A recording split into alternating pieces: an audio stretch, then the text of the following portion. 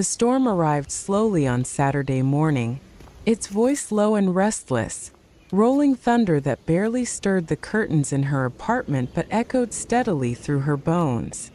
The healing woman had sensed it coming even before the sky turned. There was always a subtle pressure shift before a storm that her body seemed to feel first, something in her breath, something in her spine. She had known it would rain today, and she welcomed the excuse to stay inside. She had no plans to cancel. She never did. Her life had been pared down to its quiet essentials: the stillness of her apartment, the slow pace of her shifts at work, the few errands she ran when necessary, and the green solace of the preserves and trails. She no longer met friends for coffee or sat in noisy restaurants making small talk. There had been a time when she might have. But over the past few years, especially since her mother passed, her desire to be around people had waned in ways she didn't always have the words to explain.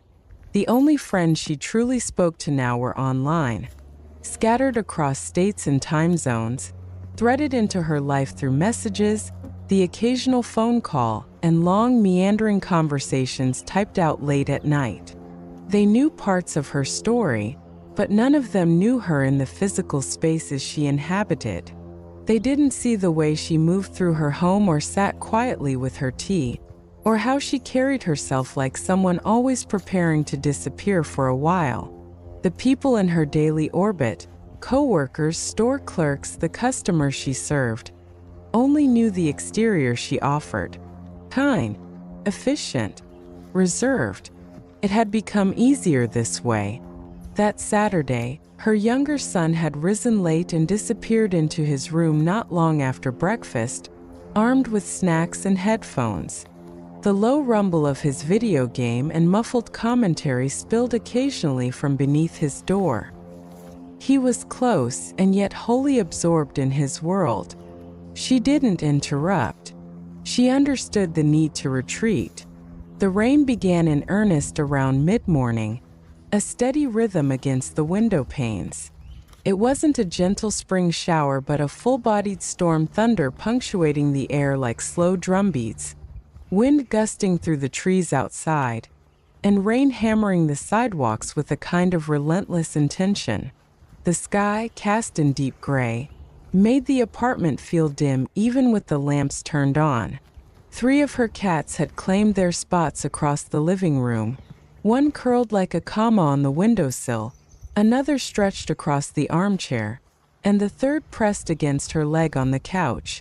Their unspoken companionship brought a kind of quiet stability she needed on days like this. They required nothing but her presence, and they gave her the same in return.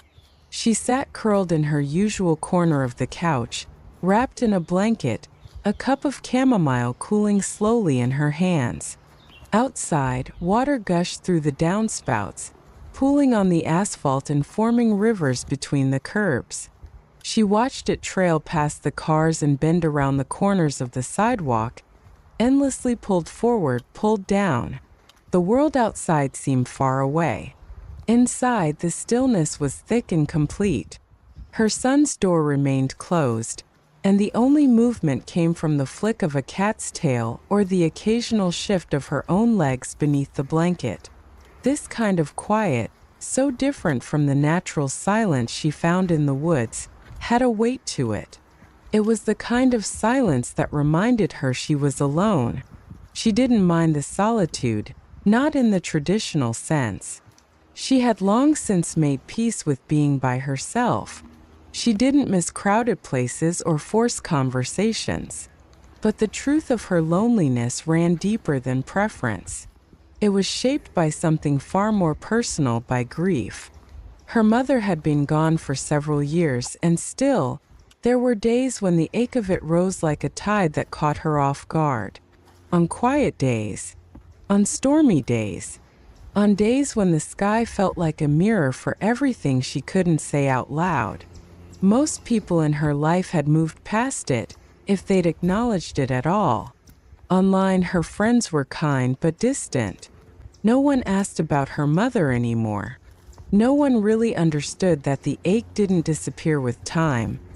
It simply grew quieter, more intricate, more bound to the fabric of her daily life. And when she did mention her mother, her voice carefully measured, her words chosen with care, there was often an awkward pause, a quick change in topic, a gentle suggestion that maybe she should let go. Some even dismissed her reflections altogether, as if her continued grief was indulgent or misplaced. But she hadn't moved on. Not really. And she didn't feel ashamed of that. She rose from the couch slowly, her knees stiff, and carried her empty mug to the kitchen. The storm raged harder now. Rain swept in sheets across the glass. Trees bent under the wind's pull. She paused at the window, watching droplets stream down in dozens of parallel lines, each one tracing its own path before slipping away. She pressed her hand to the cool glass and closed her eyes. Her mind almost instinctively reached for the preserve. She imagined the trees lining the marsh, soaked and darkened by the storm, their bark slick, their leaves glistening with water. She pictured the winding trail through the woods, muddy, puddled, still beautiful. The lake would be nearly invisible beneath the fog, the surface rippling in rhythm with the rain. In her imagination, she sat at the lake's edge, water lapping near her boots, the woods whispering behind her. The storm in this space was not a weight but a cleansing.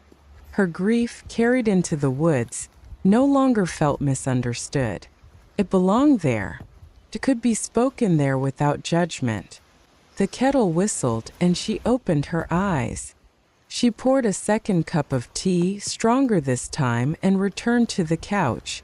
One of the cats shifted to make room for her, curling around her hip as she settled in. She opened her notebook, not to write at first, but simply to hold it open across her knees. She turned to a blank page, stared at the paper, and then slowly began to write, not in complete sentences but in the shape of thoughts. The storm outside matches the one I carry. Grief doesn't leave, changes shape. Sometimes I forget the sound of her voice and it breaks something small inside me. The words flowed quietly, steadily. She didn't pause to reread them. She wasn't writing to explain. She was writing to make space for her feelings to exist somewhere other than inside her chest. As the storm moved on, still heavy but less chaotic, the apartment settled back into rhythm. Her son laughed at something through the wall. A cat stretched and blinked at her. The rain softened. The grief, while still present, felt a little less sharp. She folded the page carefully and closed the notebook, setting it beside her on the couch. She wasn't ready to return to the world, but she didn't need to escape it either. The storm would pass. The woods would wait. The lake would welcome her back. And so for now, she let herself sit in the quiet, a little more whole than she had been an hour before.